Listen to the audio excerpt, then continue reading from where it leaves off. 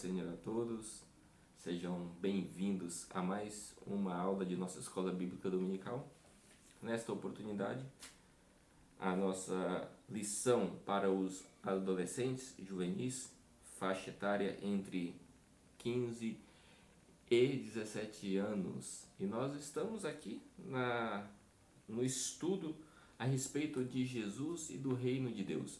Mas antes de continuar nossa aula, convido você a compartilhar este vídeo, esta aula nas suas redes sociais, também dar like no nosso vídeo e se inscrever no canal da Escola Bíblica Dominical. Com certeza você estará, é uma maneira de você estar propagando o reino de Deus e os conhecimentos das Escrituras para outras pessoas.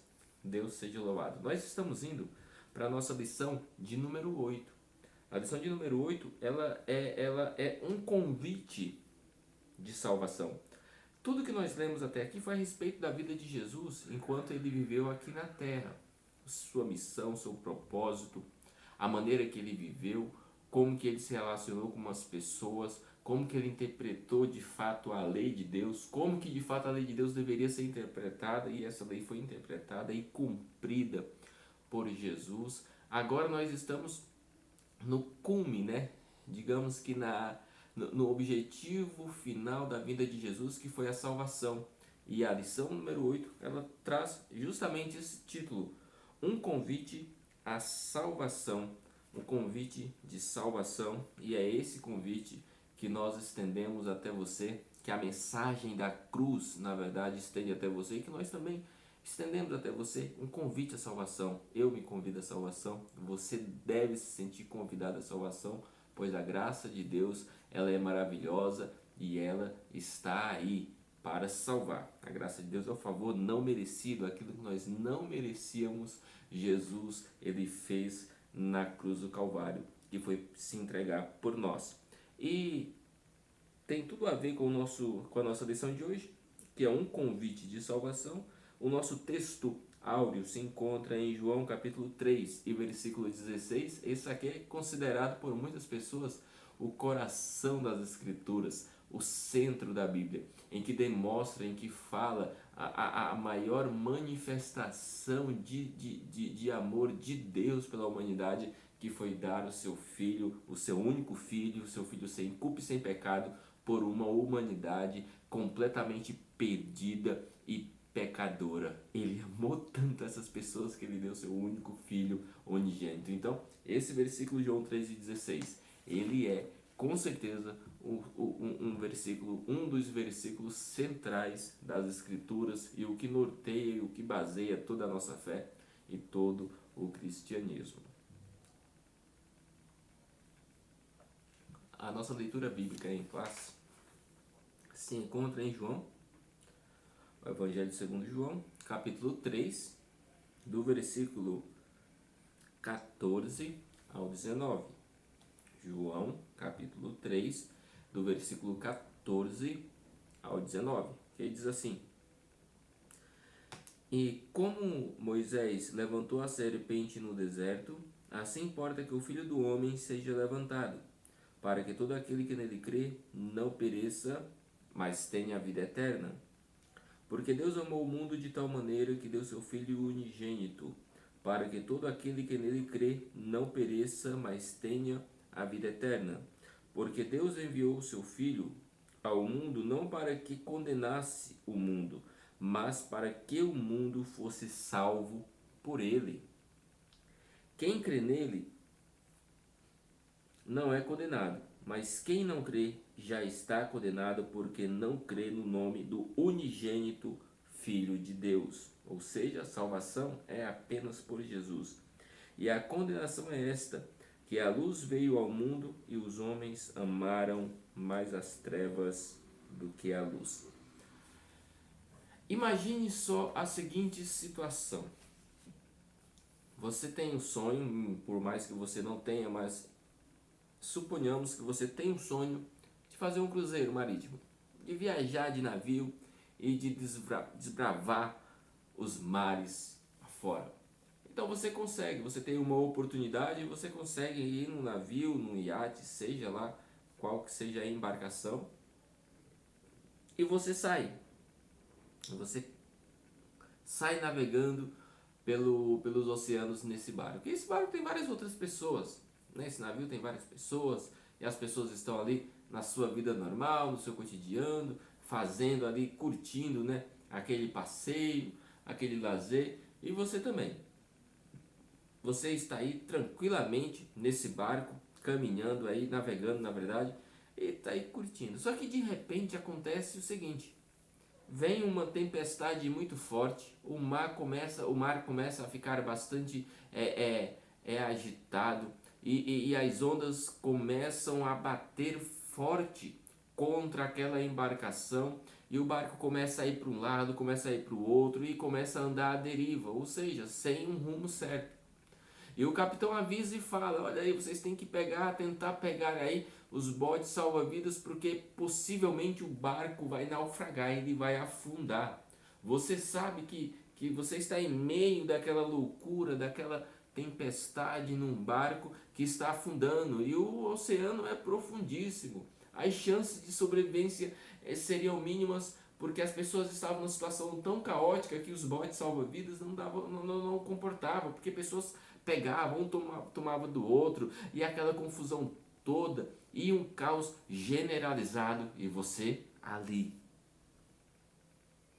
Imagine que tudo aquilo está acontecendo e o barco está de fato começando a afundar, mas de repente aparece alguém, o comandante, o capitão no caso, ele consegue fazer uma manobra lá, fazer alguma das suas artimanhas, usando a sua experiência e novamente o barco começa a navegar de maneira segura e adequada.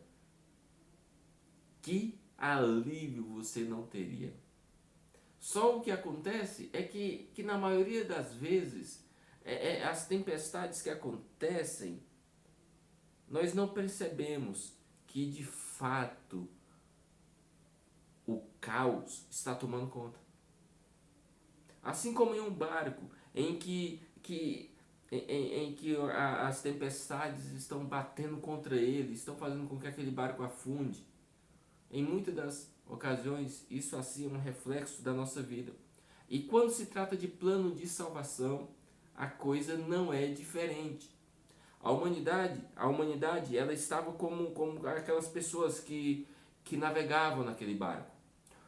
A humanidade ela estava de fato caminhando a passos largos para o abismo. E quando eu falo isso, não é um ou outro, eram todas as pessoas. A terra estava vivendo um verdadeiro caos.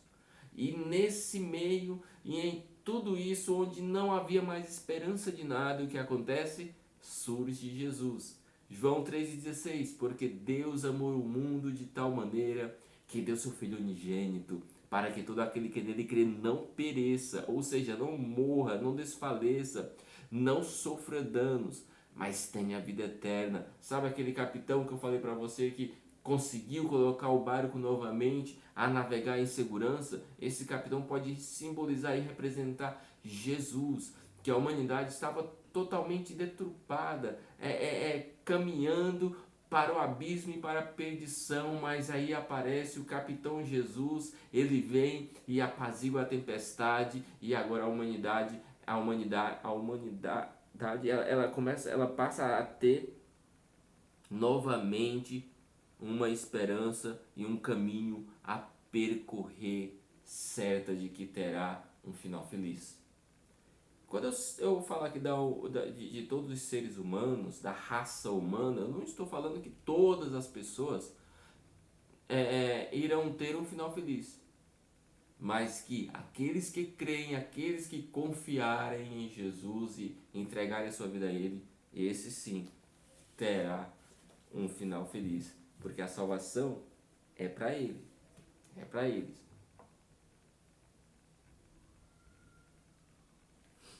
Continuando a nossa lição, a lição de hoje ela é uma carta aberta, é um convite à salvação. E Cristo, ele é esse próprio convite. Porque o próprio Cristo, ele se entregou por nós. Ele se doou por nós. Ele deu a sua própria vida em prol de nossa salvação, em prol de que nós não fôssemos submergidos e morrêssemos em nosso lamaçal de pecados. A humanidade caminhava de passos largos para o abismo, mas aparece Cristo e aí ele muda todo o cenário. A salvação é oferecida a todos, absolutamente todos. Não existe uma pessoa no planeta Terra que não esteja convidado à salvação. Só que há um detalhe: quando você convida alguém para ir para alguma festa ou para algum local, a pessoa tem o convite, mas ela responde ao convite se ela quiser, se aquele convite interessar a ela. Então as pessoas, elas têm o convite da salvação, mas muitas delas não se interessam por esse convite e aí continuam caminhando para a perdição. Isto é lamentável.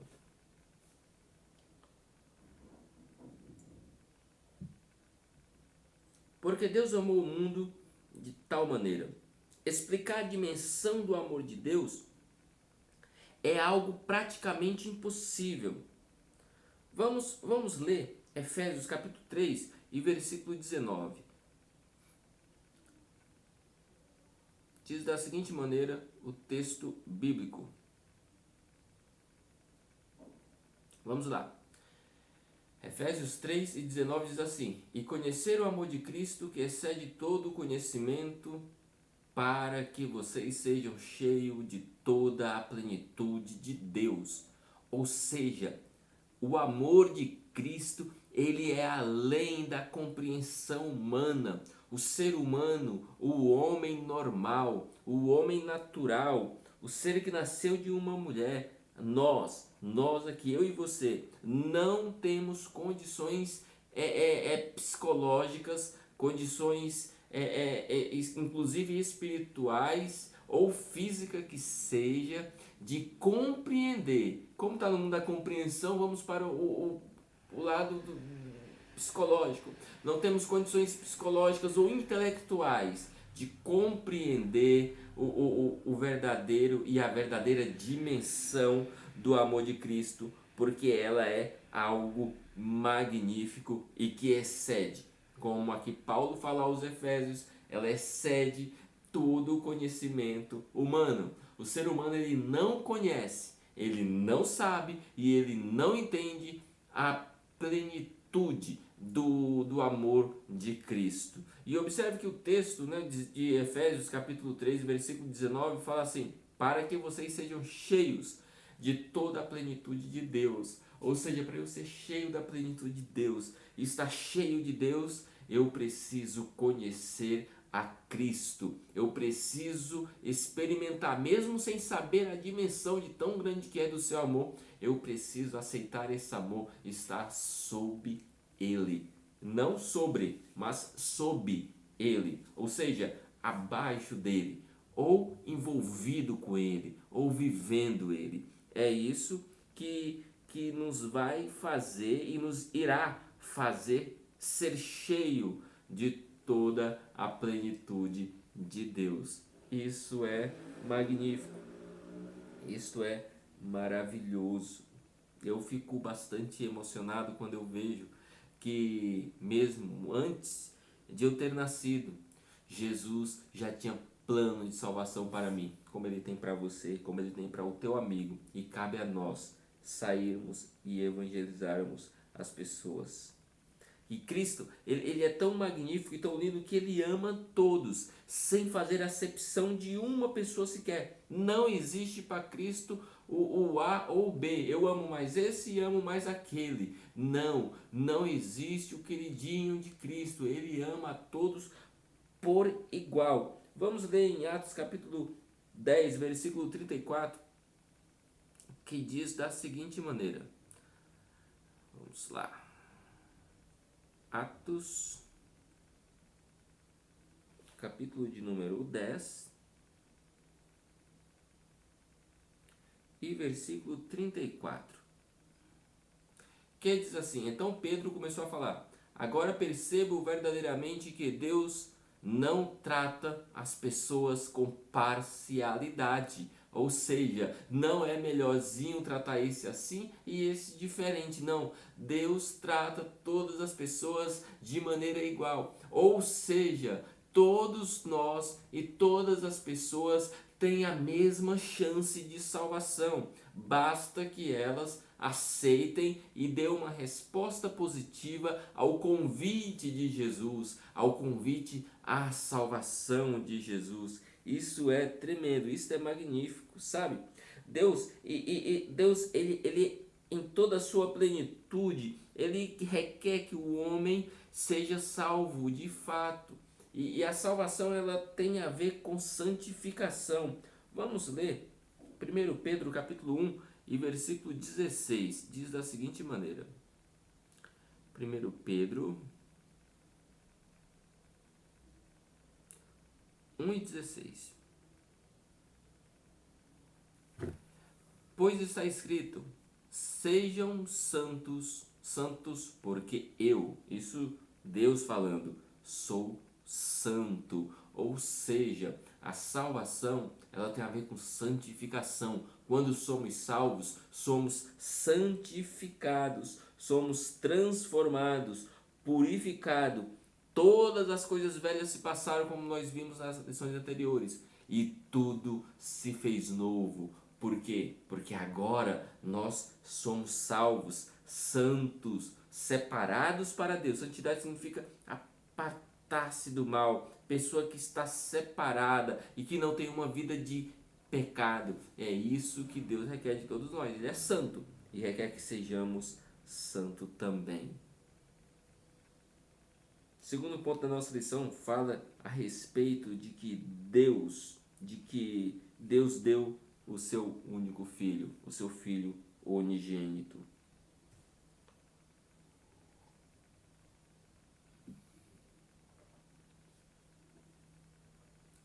É impressionante o preço que foi pago lá na cruz.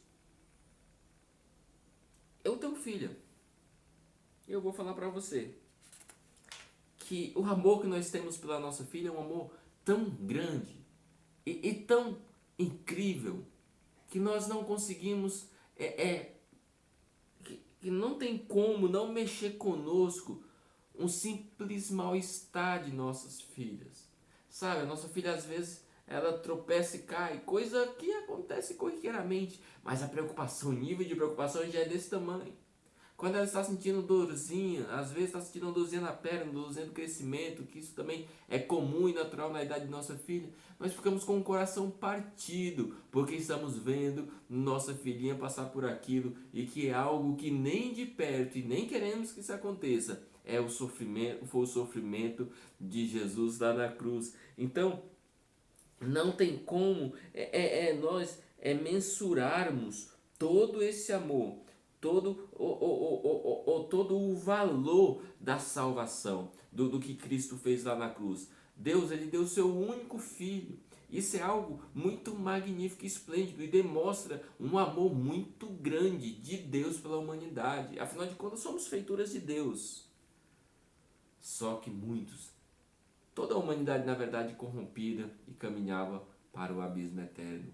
E Jesus veio e salvou e mudou o rumo da história. E hoje estamos aqui, eu e você, estudando a palavra de Deus. Isto é maravilhoso. Cristo ele precisou se humilhar. Ele precisou sair da condição de poderoso, de Deus lá nos céus, de espiritual. Ele precisou se humilhar e chegar à condição de servo, de alguém que agora está para servir, de alguém que agora vive como eu e você vivemos, alguém que sente dor, que sente fome, alguém que tem que ter a sua vida secular, no que diz respeito à manutenção de sua vida, absolutamente normal como a nossa. E ele veio aqui. E como ele chegou em um momento em que a igreja estava bastante fraca, digamos assim, misturada com o Império Romano, ele chegou em um contexto que todos estavam contra ele. Ele curava uma pessoa, deixava uma pessoa boa, as pessoas queriam denunciá-lo porque ele estava fazendo bem. As pessoas estavam de fato perseguindo Jesus, mas Jesus estava aqui como ovelha, como alguém que estava para servir. Ele humilhou-se a si mesmo e ele aceitou entrar nessa condição por amor a mim e amor a você.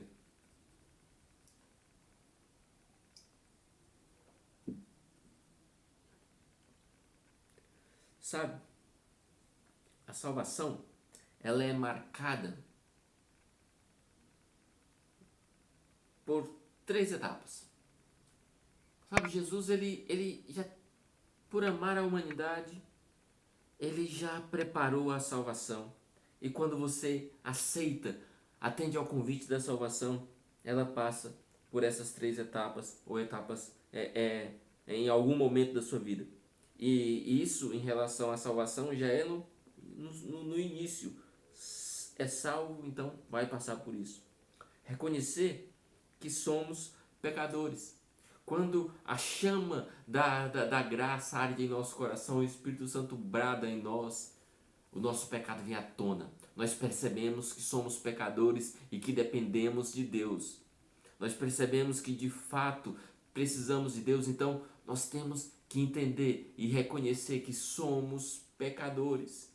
E essa é a primeira etapa de salvação, é reconhecimento, é entendermos que precisamos de alguém, porque somos pecadores.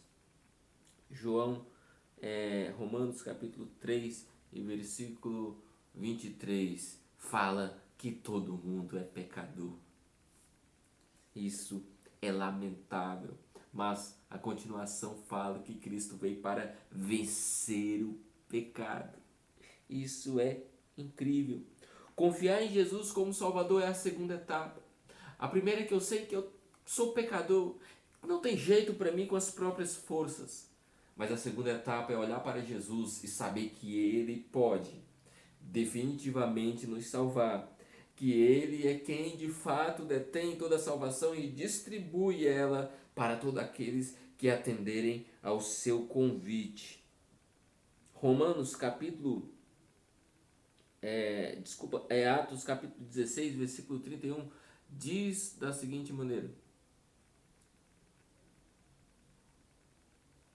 Vamos aqui em Atos capítulo 16, versículo 31. Diz da seguinte maneira: Eles responderam, creiam no Senhor Jesus e serão salvos você e os de sua casa. Ou seja, precisamos confiar na salvação de Jesus. Precisamos confiar porque Ele garante sim a salvação. E além de... Primeiro, a primeira etapa é reconhecer isso, que somos pecadores. Depois é confiar em Jesus, a segunda etapa. E a terceira etapa, e não menos importante, é o que de fato nos faz acessar essa salvação magnífica. Precisamos confiar em Jesus como nosso Salvador. É isso que acontece, confiar em Jesus como nosso Salvador.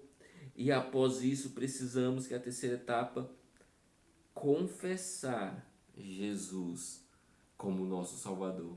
Eu reconheço que sou pecado, que sou pecador. Eu entendo e sei que Jesus ele é a graça e eu confio nele para a salvação. O próximo passo, quando eu confio em alguém para fazer algo, é agir. O próximo passo é aceitar a Jesus. Romanos 10:10 fala da seguinte maneira: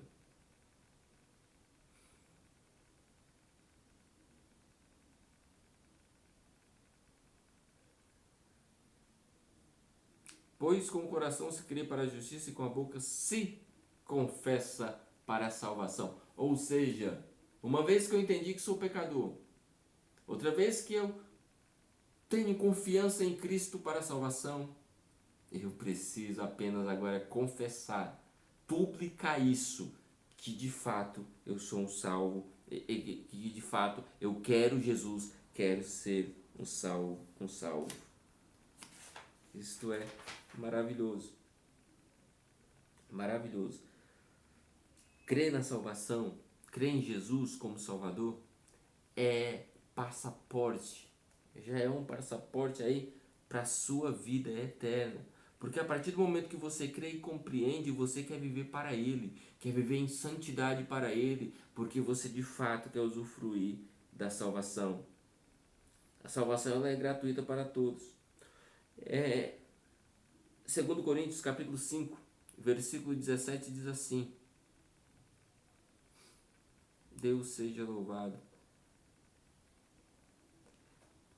Portanto, se alguém está em Cristo, nova criatura é, as coisas velhas ou antigas já passaram e tudo se fez novo. Tudo isso provém de Deus, que nos reconciliou consigo mesmo por meio de Cristo e nos deu o ministério da reconciliação. Ou seja, que Deus em Cristo estava reconciliando consigo o mundo, não lançando em conta os pecados dos homens, e nos confiou a mensagem da reconciliação. Ou seja, eu e você somos agora reconciliados com Deus. A nossa vida agora pertence a Deus porque eu já aceitei Jesus. Eu já assinei publicamente que a minha vida agora pertence a Jesus.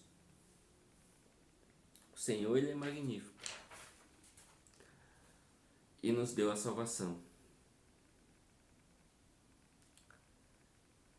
Sabe, como tarefa para essa semana, o que você acha? Você seleciona uma pessoa, pode ser da sua família ou pode ser amigo, e apresente o Jesus que salva para ela. Apresente a salvação para ela. Porque o convite à salvação está aí. Todos têm esse convite, mas muitos não ouviram. E você é o porta-voz de Deus para fazer isso. Que Deus em Cristo te abençoe. Que a graça de Deus seja sempre na sua vida e que você seja um discípulo e evangelizador para a glória do reino de Deus, para a glória de Deus. Deus seja louvado, fiquem com Deus, até a nossa próxima aula, nossa lição 9, que vai falar a respeito do reino de Deus. Amém.